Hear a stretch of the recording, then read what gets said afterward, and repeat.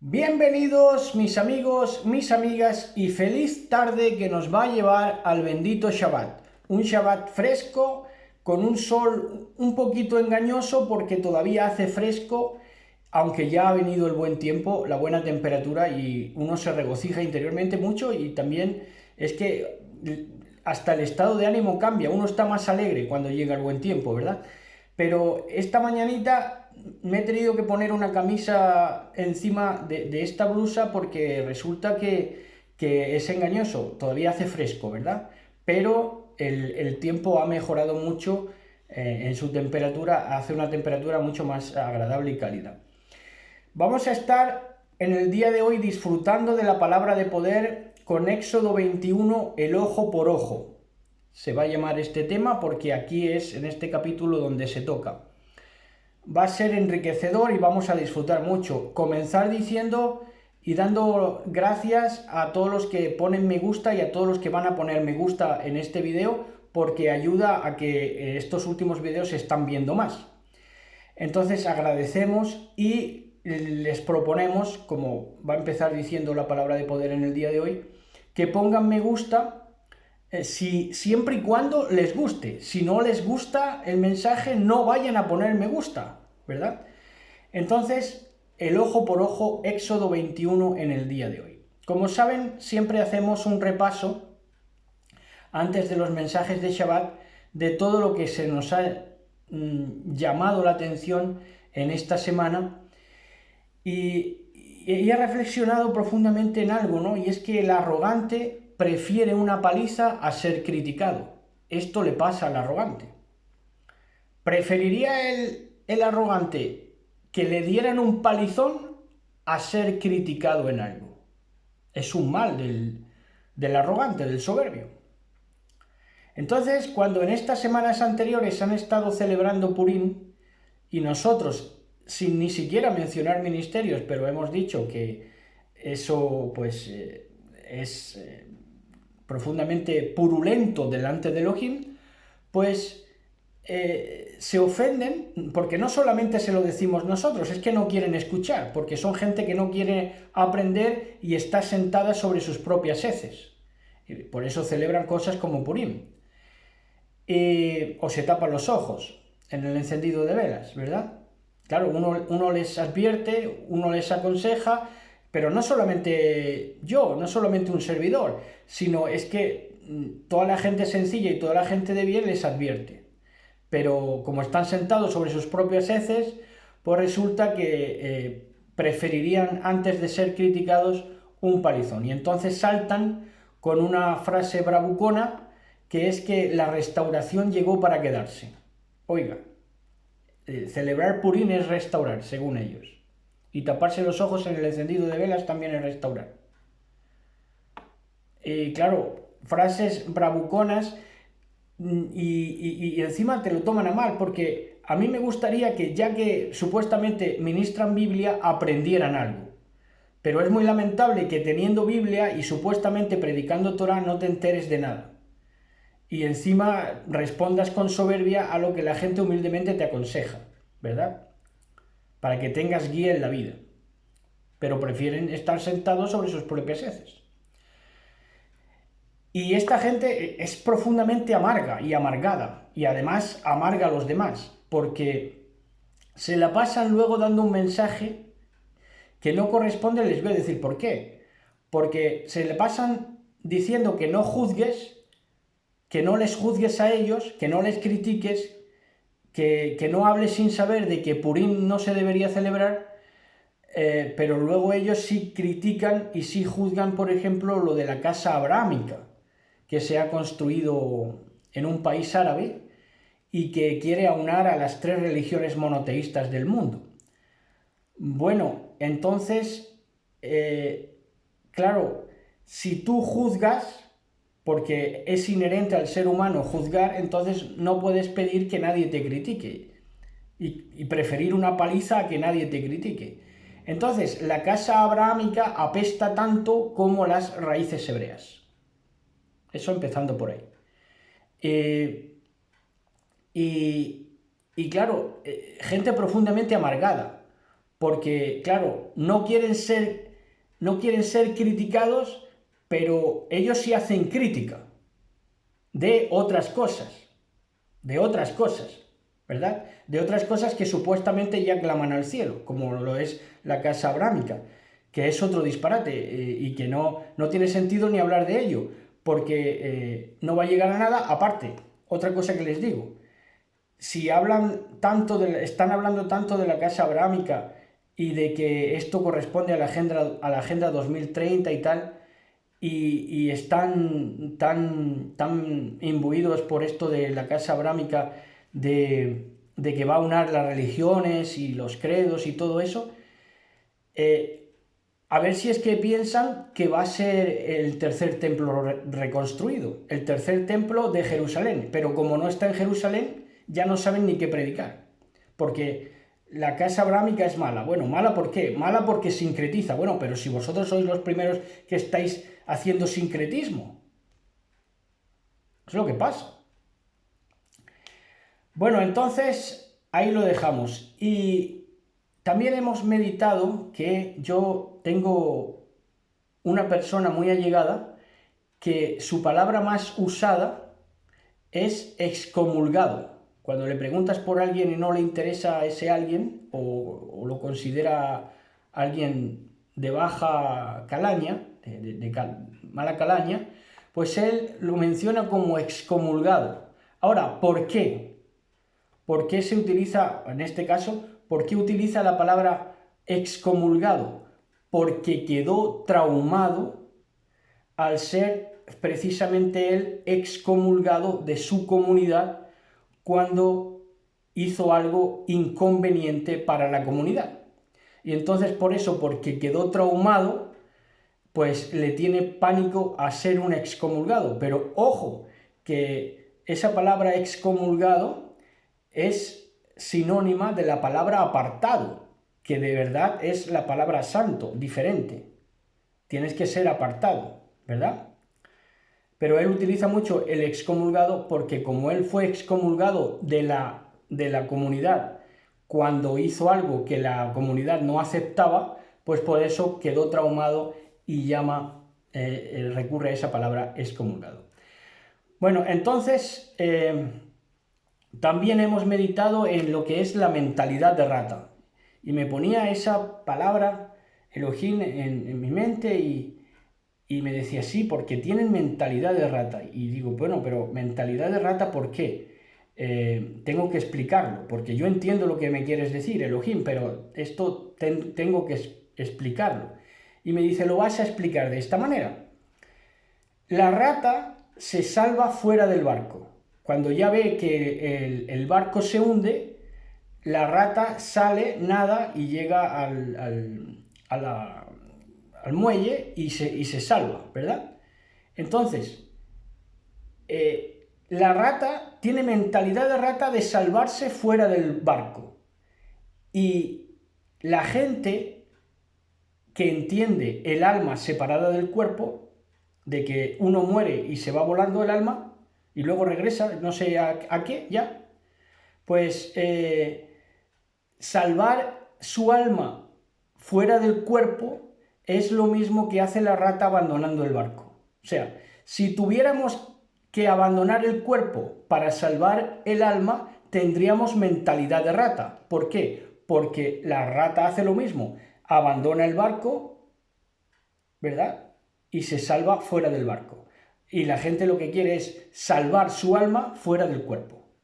Tremendo, ¿no? Y la pregunta, la gran pregunta, reflexionada en esta semana, claro, ¿qué es simbólico y qué es literal? ¿Qué es simbólico y qué es literal? En eso consiste, pues, comprender las escrituras, ¿verdad? Y poder predicar lo que es la verdad, lo que es correcto, lo que está conforme a las escrituras. Tienes que saber lo que es simbólico y lo que es literal. Entonces, Shaul, Pablo, nos ofrece un aporte impagable cuando dice en 1 Corintios 2:13 algo precioso y que no es para tomar a la ligera, porque ahí está la clave de la interpretación de la Escritura, nada menos. Primera de Corintios 2:13 nos dice así el rabí Shaul Pablo. Dice: lo cual también hablamos, no con palabras enseñadas por humana sabiduría, sino por las enseñadas por el Ruach, por el Espíritu. Bien, bueno, entonces, ¿cómo interpretas la palabra, lo que es espíritu, que es la palabra? Porque la palabra es espíritu y es vida, ¿verdad? Entonces, ¿pero cómo la interpretas? Dice, sino con las enseñadas por el Espíritu, acomodando lo espiritual a lo espiritual. Ahí está la clave. Esto es para hacer un tema aparte. Esto es exquisito lo que nos ofrece aquí Shaul Pablo.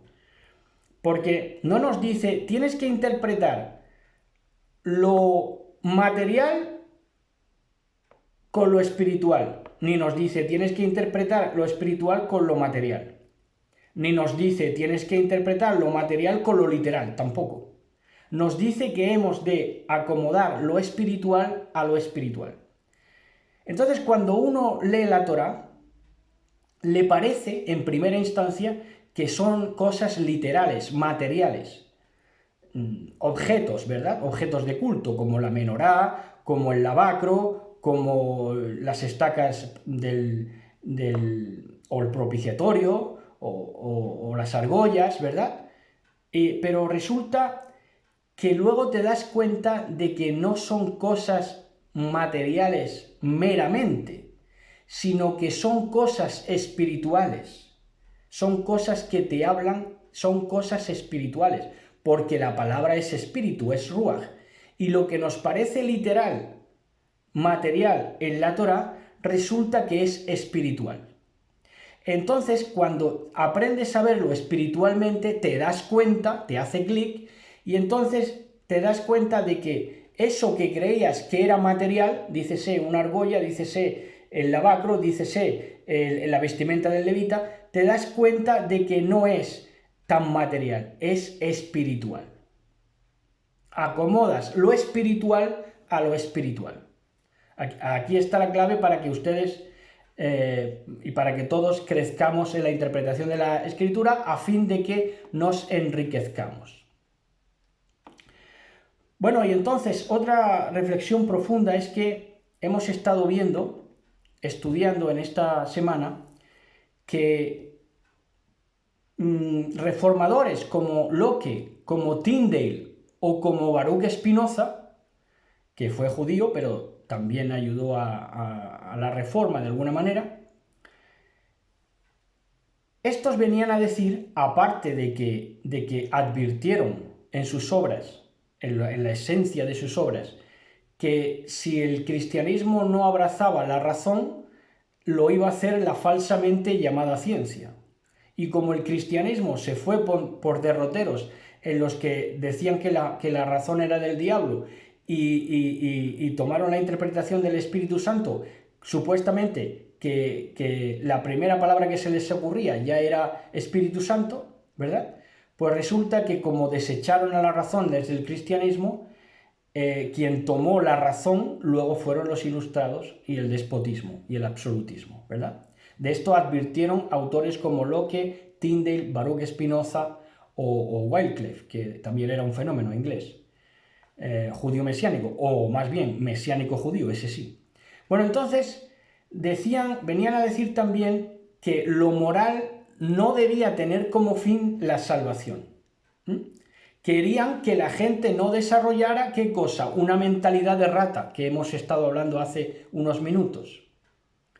Entonces, yo quiero ser bueno, yo quiero ser íntegro, pero ¿por qué? ¿A cambio de qué? A cambio de salvarme. No, eso no va por ahí, no tenía que ir por ahí, porque desarrollas una mentalidad de rata.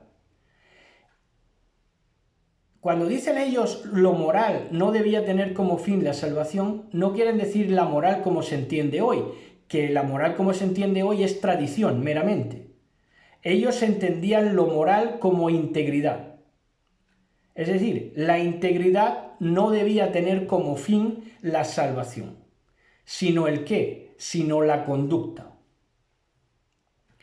El fin de ser bueno, de practicar una integridad, no debía ser la salvación, sino una conducta buena, saludable en todos los sentidos. ¿Por qué? Porque vivir cerca de Elohim es mejor que acercarse supuestamente después de muerto. Y luego aparte, si es que ni te puedes creer ni siquiera que vas a acercarte a Elohim después de muerto, porque tu emuná, tu fe, no es auténtica. ¿Por qué no es auténtica? Porque realmente no has vivido cerca de Elohim. Si hubieras vivido cerca de Elohim, no hubiera hecho presa en ti la mentalidad de rata, y no te querrías salvar después de muerto, abandonando tu cuerpo, que el alma se vaya por otro lado y luego en la resurrección regrese para... no se sabe muy bien por qué.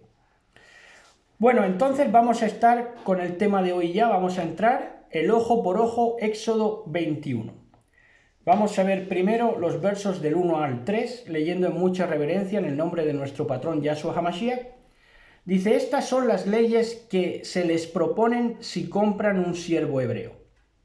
En el primer verso, miren ustedes las traducciones que tienen, porque aquí lo que hace Moisés es proponer una ley que va a hablar del siervo, del esclavo, y de la lezna y todo eso, ahora lo vamos a ver, pero son cosas que él propone, ¿verdad?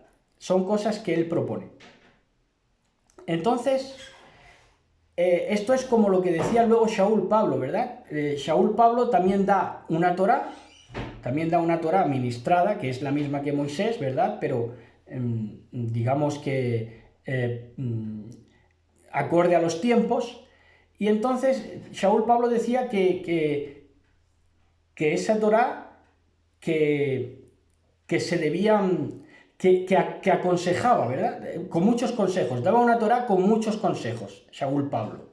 Daba una Torá con muchos consejos. Yo, a título personal, a motu propio, pienso esto o aquello, ¿verdad?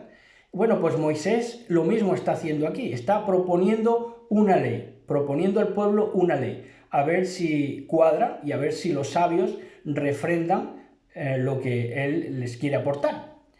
Entonces dice, estas son las leyes que se les proponen si compran un siervo hebreo. 6 años servirá, mas al séptimo quedará libre, saldrá libre de balde. Si entró solo, saldrá solo. Si tenía mujer, saldrá y su mujer con él. Entonces aquí lo primero es lo que les he mencionado, proponer, ¿verdad? El verbo proponer es una proposición que hace Moisés y hace esta proposición que luego resulta que es profética, porque lo hebreo sirve durante 6.000 años, ¿verdad? A día por año, 6 días, 6.000 años. Los hebreos hemos estado sirviendo durante 6.000 años. Luego, después del 6 viene el séptimo día, que es el Shabbat, que es el recreo, ¿verdad? Que duda cabe que continuaremos sirviendo a Elohim, pero ya en un plan de recreo, ¿verdad? De más recreo. No solamente una vida de abnegación o una vida de servidumbre que engloba, aparte de lo espiritual, tener que accesar a bienes materiales, sino que va a ser un recreo constante, ¿verdad? Entonces, o acceder. Yo es que como veo muchos videos hispanos, pues ellos dicen accesar, pero más bien es acceder. Entonces, el séptimo día es el Shabbat. Y vemos relacionados con el servicio algunos textos como Salmos 101.6, Salmos 101.6, que dice, mis ojos pondré, ¿dónde pones tus ojos? El rey David, que era conforme al corazón de Elohim. ¿En qué pones tus ojos? ¿En los niños entubados?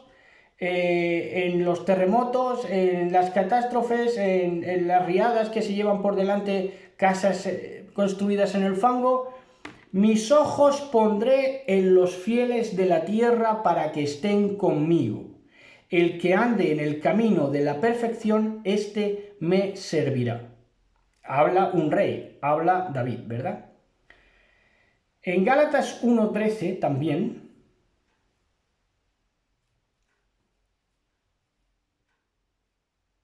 en Gálatas 1, verso 13, nos dice de esta manera, dice, porque ya habéis oído acerca de mi conducta en otro tiempo en el judaísmo, dice Shaul Pablo, que perseguía sobremanera a la congregación de Elohim y la asolaba. Es el 1.13, sí. Bueno, aquí me habré equivocado de texto, pero vamos a ver también Romanos 14, 18. En Romanos 14, 18, sabemos, hombre, podemos hilar también de que Shaul Pablo lo que hace es que es servidor, ¿verdad? Se hace servidor, el primer servidor, el que sirve, ¿verdad? A toda la congregación, es un sirviente. Bueno, entonces, Romanos 14, 18...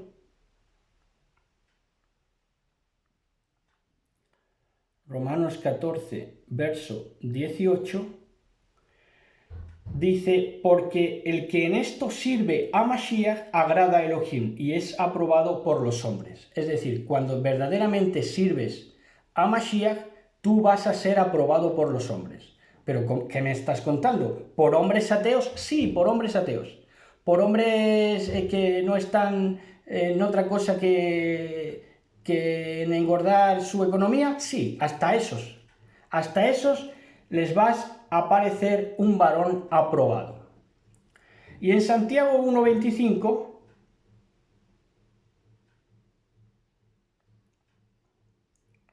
en Santiago 1, verso 25, nos dice, mas el que mira atentamente en la perfecta Torah, la de la libertad, somos servidores pero libres, y persevera en ella, no siendo oidor olvidadizo, sino hacedor de la obra, no siendo cisternas rotas, sino hacedor de la obra, este será bienaventurado, dichoso en lo que hace, ¿verdad?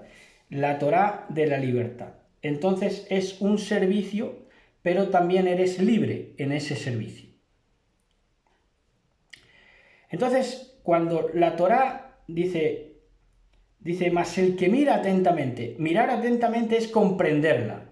El que mira atentamente la Torá perfecta, dice, la Torá de la libertad.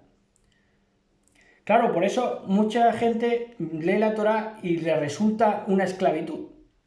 ¿Por qué? Porque no comprenden, no miran atentamente, miran superficialmente, no acomodan lo espiritual a lo espiritual.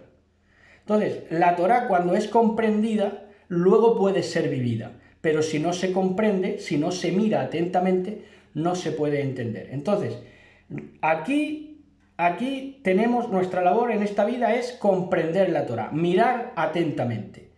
Y luego vamos a vivir esa Torá de la libertad total en la eternidad. Y en el verso 3, hemos visto algo que aquí esto tiene cláusulas y es muy rico en lo que es la práctica, pero también tiene su acomodo espiritual, también tiene relación con lo espiritual, ahora vamos a ver y vamos a disfrutar. Entonces en el verso 3 dice, si entró solo, habla del siervo hebreo, dice, si entró solo a la casa de su amo, saldrá solo, si tenía mujer, saldrá y su mujer con él. Si su amo, ahora vamos a seguir, sí, con el verso 4. Dice, si su amo le hubiere dado mujer y ella le diere hijos o hijas, la mujer y sus hijos serán de su amo y él saldrá solo. Entonces, esto a quien, lo que yo digo, ¿no? Cuando no miras atentamente a la Torá, a la perfecta Torá, a la Torá de la libertad, cuando no miras atentamente, cuando no escudriñas lo que estás leyendo, pues entonces lo ves superficial y entonces dice, pues vaya abuso, ¿no? Que encima que le ha servido, encima que ha sido su siervo, se queda con su mujer y sus hijos. ¿Esto qué nos quiere decir? Que la adquisición de territorio que hace el siervo hebreo, la adquisición de territorio que ha comportado mujeres, o más bien mujer, hijos o bienes, esto es una adquisición de territorio que el siervo hebreo ha conseguido solo a través de su amo. Ojo, y esto nos habla espiritualmente. Solo es a través de nuestro patrón, de nuestro amo, que hemos conseguido los bienes que hemos conseguido. De él vienen. Entonces resulta que si el siervo hebreo amaba en verdad al amo, se quedaba con él y recuperaba sus pertenencias, dícese los dones del amo, los dones, los regalos del amo. ¿Qué había sido? Bienes, hijos, mujer, ¿verdad? Si de verdad amaba a su patrón, se quedaba con él y lo recuperaba. Ahora, si no amaba al patrón lo suficiente,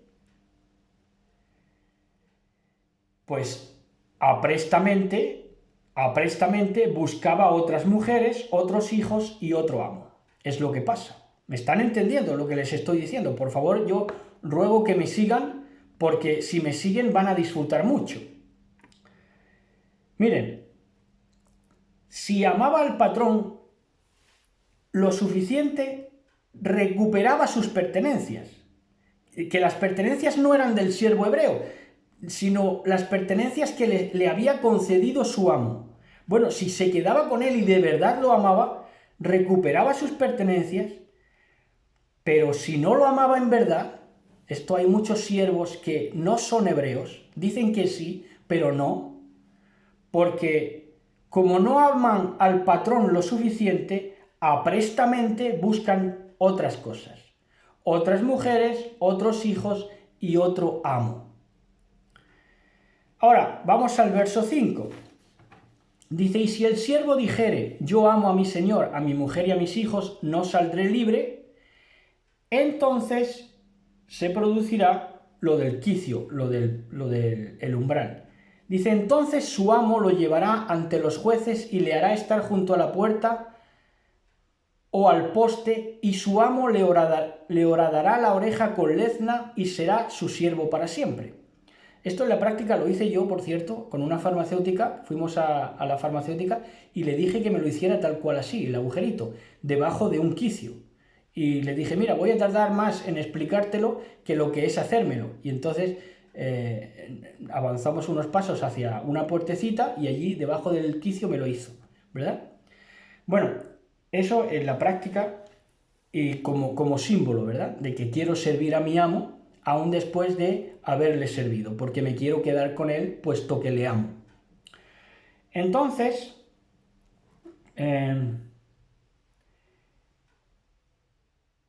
vamos por el umbral, ¿verdad? El quicio, el umbral,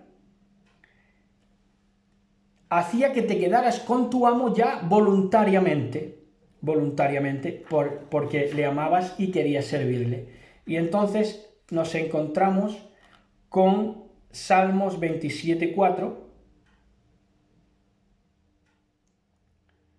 Salmos 27, verso 4, que dice así, una cosa he demandado a Yahweh, esta buscaré, que esté yo en la casa de Yahweh todos los días de mi vida. Este es el siervo que ama a su patrón. ¿Para qué? Para contemplar la hermosura de Yahweh y para inquirir en su templo. Y este verbo inquirir ya lo estuvimos viendo en su tiempo, que es preguntar. O sea, va a ser un preguntón David y todos los que en verdad son hebreos, ¿verdad? Bueno, entonces se quedaba como servicio fiel, ¿verdad? Y voluntario. Y en el 34:11, en Salmos 34:11, acerca del servicio, profundizando un poco, dice en el 34:11 de Salmos, dice, venid hijos, oídme, el temor de Yahweh os enseñaré, el respeto a Yahweh os enseñaré, en un servicio voluntario en el que ya ministras, ¿verdad? Para servir a Elohim, ministras a otros. El respeto a Yahweh os enseñaré. ¿A quién? A los hijos, a las generaciones venideras en servicio. Ahora nos encontramos uno de los principales escollos que tiene este texto, supuestamente, cuando no se comprende las Escrituras. Entonces, en el verso 7 dice: cuando alguno vendiere su hija, oiga, aquí ya le han hecho clic a mucha gente. Cuando alguno vendiere su hija por sierva, no saldrá ella como suelen salir los siervos. Oiga, vender hijas. Oiga, claro, qué malos eran los israelitas, los hebreos, ¿no? Que vendían a las hijas. Oiga, si esto se hace todo el tiempo. Y se puede hacer de dos maneras. Esto se hace sí o sí. El padre vende a las hijas. Miren, el padre inteligente le da a la hija un varón de clase alta, en todos los sentidos, clase alta económica y clase alta que tenga educación. ¿Por qué decimos que la vende? Porque el dote que recibe el padre de ese varón, digamos noble, es precisamente la nobleza del corazón de ese varón. Ese es el dote, la paga para un padre. Claro que la está vendiendo a cambio de ¿qué? A cambio de que a su hija la traten bien y a cambio de que el varón de mentalidad noble aumente el estatus del padre, el estatus social del padre. Ahora, la otra manera de vender a una hija es ya como padre necio. Y el padre necio da a la hija gustosamente a un retrasado mal casado, por ejemplo. A alguien que no tenga inquietudes en la vida, ni de progreso, ni de avance, ni de nada, ¿verdad? Que como yo he visto gente que todavía está con la misma moto de cuando yo tenía 16 años y están ahí con la misma moto y la novia es que se los traga ahí en su casa todavía, en la casa del suegro, y se lo tragan los suegros y se lo traga la novia, y a lo mejor sin casarse todavía y con la misma moto. Y tendrá ya 50 y pico años. ¿Pero qué hacen entonces? Que el padre necio le da gustosamente a la hija a un retrasado mal casado. La mayoría de las veces también mal casado. Mal casado antes, o sea, de otros matrimonios, ¿verdad? Es un padre que no valora a la hija, por lo tanto, como no la valora, la malvende. Bueno, entonces avanzamos, verso 8, dice, si no agradara a su señor por lo cual no la tomó como esposa, si no agradara a su señor por lo cual no la tomó por esposa, se le permitirá que se rescate y no la podrá vender a un pueblo extraño cuando la desechare. Entonces, aquí está el rescate de la mujer.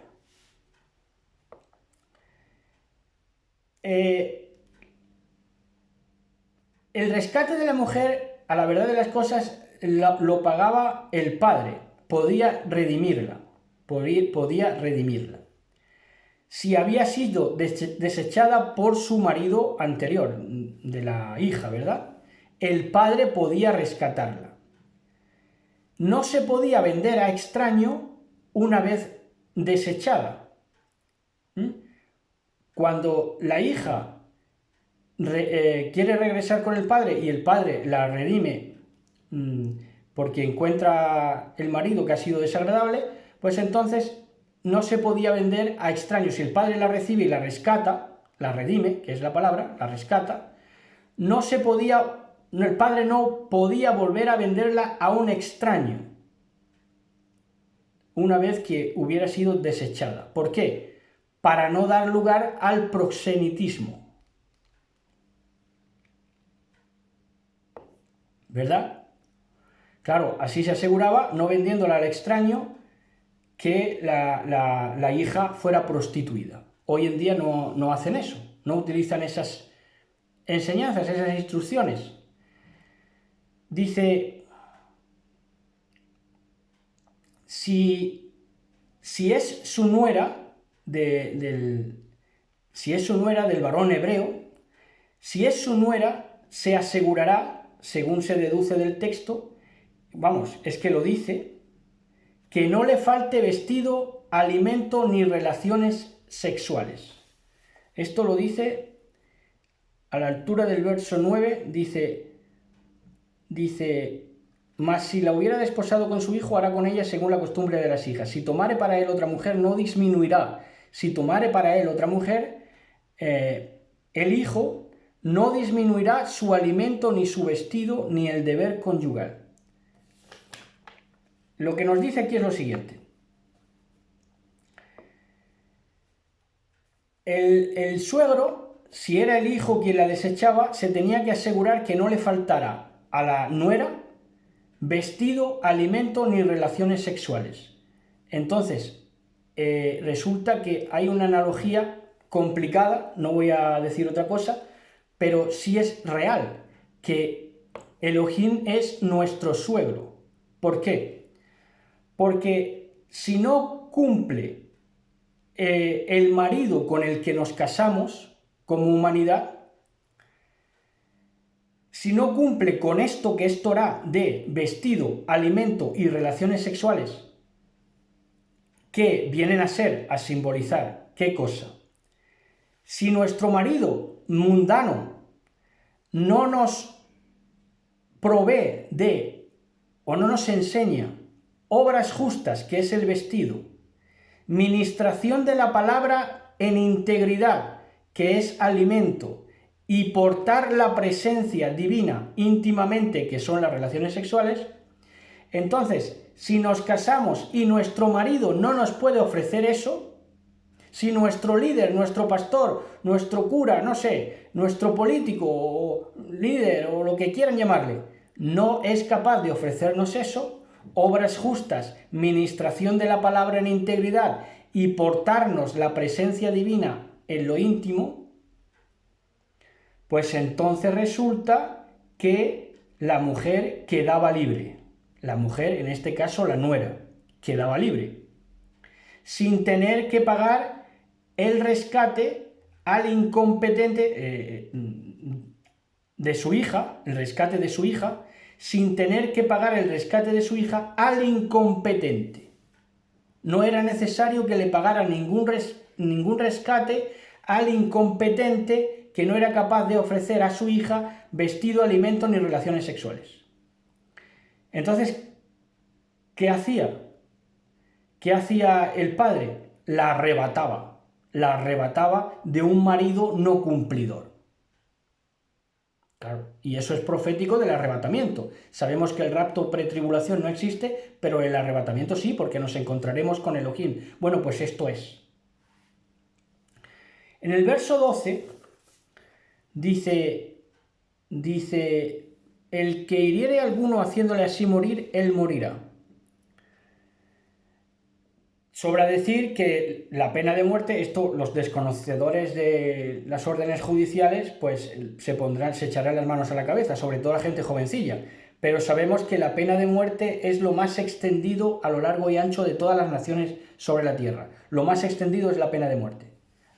Hay naciones que no, por supuesto, sí, que se dicen avanzadas, pero resulta de que en lo más extendido en la comprensión de los castigos judiciales es la pena de muerte. Bueno, entonces dice, mas el que no pretendía herirlo, sino que Elohim lo puso en sus manos, entonces yo te señalaré el lugar donde ha de huir, que eran las ciudades de refugio. Pero si alguno se llena de soberbia contra su prójimo y lo matare con alevosía, de mi altar lo quitarás para que muera precisamente. Dice, de mi altar lo quitarás para que muera. Entonces, ¿qué encontramos aquí? Digamos, escondido en el texto, que hay Caínes en el altar. Hay Caínes de altar. Están sirviendo en el altar, pero son Caínes. Fíjense bien. Dice, pero si alguno se llena de soberbia, hay soberbios contra su prójimo y lo matare con alevosía, hay Caínes.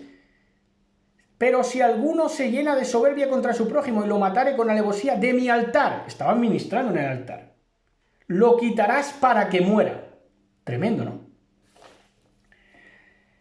Dice el verso 15, el que hiriere a su padre o a su madre morirá, exactamente, Asimismo, el que robare una persona y la vendiera, o si fuera hallada en sus manos, morirá.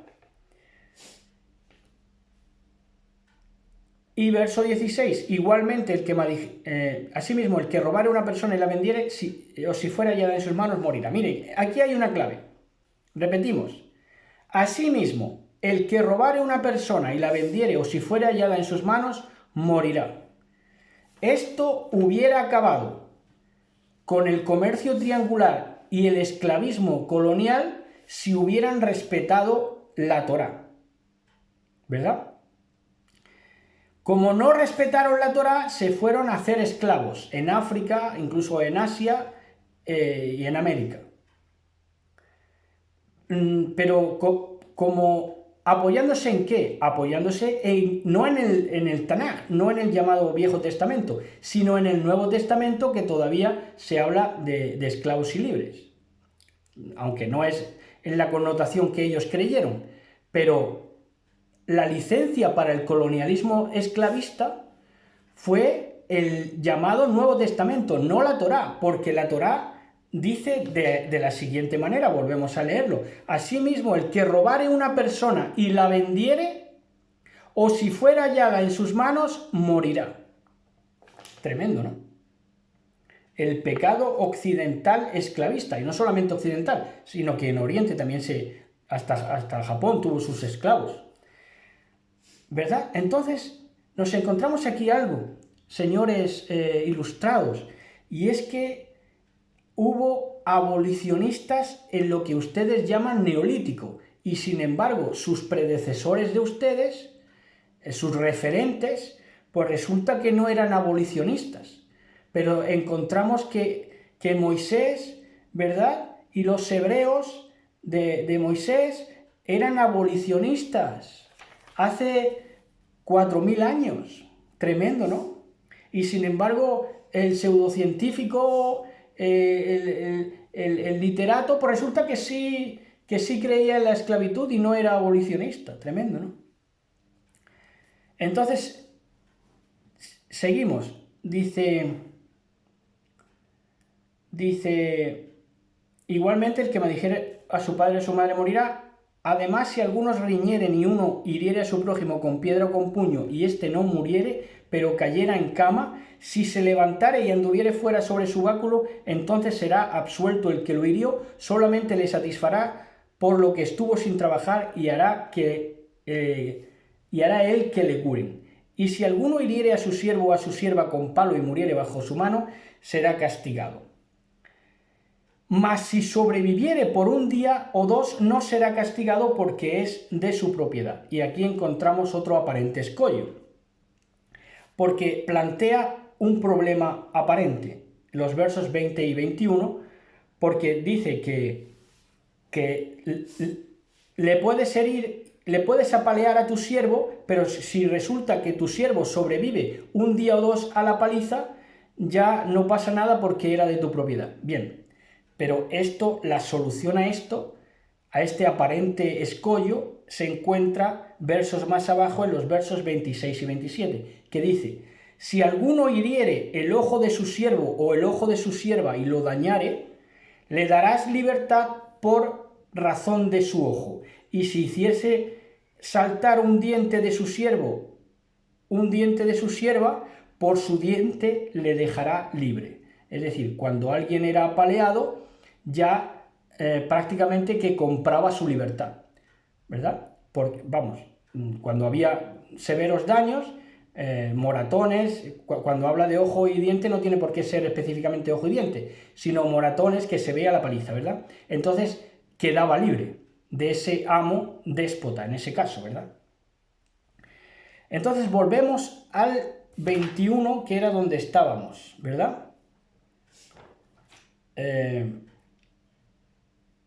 El 21 dice, el 22, ya vamos por el 22, dice: si algunos riñeren e hirieren a una mujer embarazada y ésta abortare, pero sin haber muerte, serán penados conforme a lo que les impusiere el marido de la mujer y juzgaren los jueces. Mas si hubiere muerte, entonces pagarás vida por vida, ojo por ojo, diente por diente. Aquí está el mensaje de hoy: ojo por ojo, diente por diente, mano por mano, pie por pie, quemadura por quemadura, herida por herida, golpe por golpe. Es muy gráfico Moisés en el ojo por ojo, ¿verdad? Porque da una serie de analogías posteriores que quieren decir lo mismo. Entonces, resulta que, dice, si la mujer abortare, en el momento de que la mujer aborta, ya ha muerto el bebé. Pero dice, si no hubiere muerte, entonces ¿a qué muerte se refiere? A la muerte de ella, a la muerte de la mujer. No hay muerte de la mujer, entonces se le impone una pena por el daño que ha causado matando al embrión, ¿verdad? Y dañando a la mujer. Una pena impuesta por el marido con los jueces. El marido junto con los jueces, ¿verdad? Eso es así. Entonces, en los versos 23 y 24, dice, mas si hubiere muerte, entonces pagarás vida por vida. Ojo por ojo, diente por diente, ahí es donde dice todo lo análogo. Mano por mano, pie por pie, quemadura por quemadura, herida por herida, golpe por golpe. Entonces, si la embarazada que encima era apaleada moría, entonces sí, el famoso ojo por ojo y diente por diente. Así de fácil. Pero a esto le han hecho una campaña supuestos creyentes de Biblia que ¿para qué te cuento? Bueno, versos siguientes. Dice, si alguno hiriere el ojo de su siervo o el ojo de su sierva y lo dañare, le das libertad por razón de su ojo, esto lo hemos visto, y si hiciere saltar un diente de su siervo o un diente de su sierva, por su diente le dejará libre. Si un buey acornea a hombre o a mujer y a causa de ello muriere, el buey será apedreado y no será comida su carne, mas el dueño del buey será absuelto. Pero si el buey fuere acorneador desde tiempo atrás, ya su dueño lo hubiera notificado y no lo hubiera guardado, y matare al hombre o a la mujer, el buey será apedreado y también morirá su dueño. Si se le hubiera puesto precio de rescate, entonces dad por el rescate de su persona cuanto le fuera impuesto. Haya corneado a hijo o haya corneado a hija, conforme a este juicio se hará con él. Si el buey acornea a un siervo o a una sierva, pagará a su dueño 30 siclos de plata, y el buey será apedreado. Y si alguno abriere, esto ya es otra cosa, pero lo de los bueyes y el acorneamiento. Esto me dirán, bueno, ¿y qué tiene que ver esto con el día de hoy? Bueno, el buey, vemos que en el verso 34 dice hasta el 33, vamos a leer de momento, dice todo lo que dice, ¿verdad?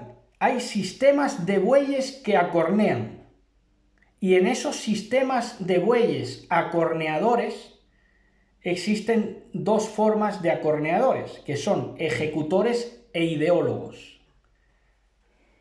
Lo obvio que acornea son las jeringas, y ya sabemos, ¿verdad? Todo ese mundillo, presente sobre todo de 3 años a esta parte. Entonces son el sistema de bueyes que acornean, ejecutores e ideólogos. ¿De qué? De drogas, y por ejemplo también de violencia en las calles. Hay unos ideólogos y hay unos ejecutores o pandilleros luego, ¿verdad? Pero hay unos ideólogos. ¿Ideólogos con qué? Por ejemplo, con la segregación, así lo idearon, con la segregación, ¿verdad? Y traficando drogas, son ideólogos. Los niños que se matan en las pandillas son ejecutores, o que matan a otros, son ejecutores. Entonces, en el 34 dice, en el 33 y en el 34 dice, y si alguno abriere un pozo o cavare cisterna y no la cubriere, y cayera allí el buey o asno, el dueño de la cisterna pagará el daño resarciendo a su dueño, y lo que fue muerto será suyo.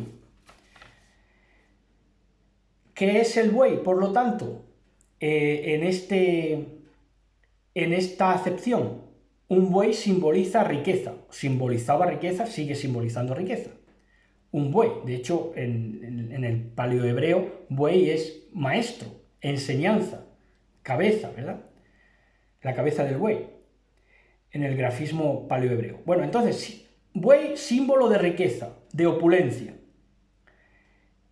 Y había que resarcir por cavar cisterna, esto es, por hacer trampa para que ese buey de tu riqueza o de mi riqueza cayera. Eso es muy profundo. Eso es muy profundo. Porque hay generaciones que nos han impedido socialmente, nos han hecho un cierre social. Bueno, pues eso es que nos han hecho la trampa a nuestro buey, a nuestra riqueza, cavando cisterna.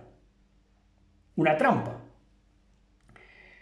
Entonces en el verso 35 dice: y si el buey de alguno hiriere al buey de su prójimo de modo que muriere, entonces venderán el buey vivo y partirán el dinero de él y también partirán el buey muerto.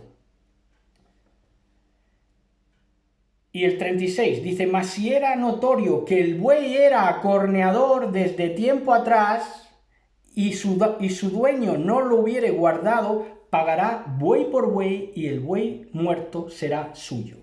Esto es profundísimo también, porque tenemos al sistema acorneador, que son los ejecutores e ideólogos políticos no quiere decir que todos los políticos ideen esto, pero sí son ideólogos políticos que se dedicaron a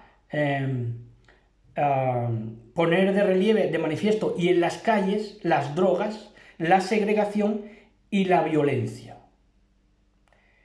Entonces, si resulta que se ha demostrado que estos sistemas eran bueyes que de tiempo atrás ya corneaban, ¿están entendiendo ya, verdad? Que de tiempo atrás ya corneaban, claro, drogas, segregación, violencia, miseria, eran acorneadores de tiempo atrás. Bueno, pues entonces, como se ha demostrado que eran sistemas acorneadores, tienen que pagar buey por buey. ¿Qué buey por qué buey? Tienen que pagarnos ahora. En esto estamos, proféticamente.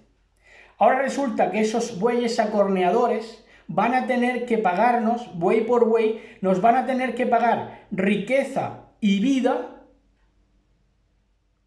a los que tenemos el buey pacífico y el buey que han querido, con la trampa de la cisterna, hacernos caer. Entonces, nos van a mandar riqueza y vida y ellos se van a quedar con el buey muerto, conforme a la Torá. ¿Muerto qué buey? El buey del sistema de ideólogos y ejecutores, de tramposos con sistemas políticos de drogas, tráfico de drogas, segregación, violencia en nuestras calles. Entonces ahora se ha demostrado que son acorneadores, sistemas acorneadores, nos van a aportar riqueza y vida. Y ellos se van a quedar con su buey muerto, que es el sistema ya colapsado. ¿El sistema colapsado para quiénes? Para los del buey acorneador. ¿Por qué? Porque han llevado a cabo políticas destructoras, deshumanizantes y extenuadoras a lo que de verdad es humano y limpio. Y hasta aquí. Espero que tengan un Shabbat muy bendecido. La bendición de Elohim sea con su amada. Pongan mesa, ¿verdad? Aderécenla, que es alinearla, ¿verdad? Alinearla bien. Lo que decía David, dice, aderezas mesa. Bueno, pues hablaba de una salsita, por ejemplo, de un chimichurri que tenemos nosotros por ahí, ¿verdad? Bueno, entonces nosotros vamos a estar con unas ricas pizzas. Mi mujer dice que nos hacemos solamente una medianita, pero yo le he dicho que una mediana para cada uno. Y yo le voy a pedir que me gratine los champis y un huevecito también que gratine al horno. Y de vinito, pues tenemos este Valdepeñas. El Rioja funciona igual. Hay etiquetas rojas y las rojas son buenas, pero el vino más rico es el que ya está con la etiqueta granate, tanto de Valdepeñas como de Rioja. Esto, para información, dicho sea de paso. Así que, Shabbat Shalom, amada del Mashiach, gracias por todo, la bendición sea sobre ti y todo nuestro amor y nuestra dedicación para la amada del Mashiach, en el nombre, en el ámbito, en la presencia de nuestro Elohim. Shabbat Shalom a todos. Beshem Yahshua HaMashiach, toda Rabá.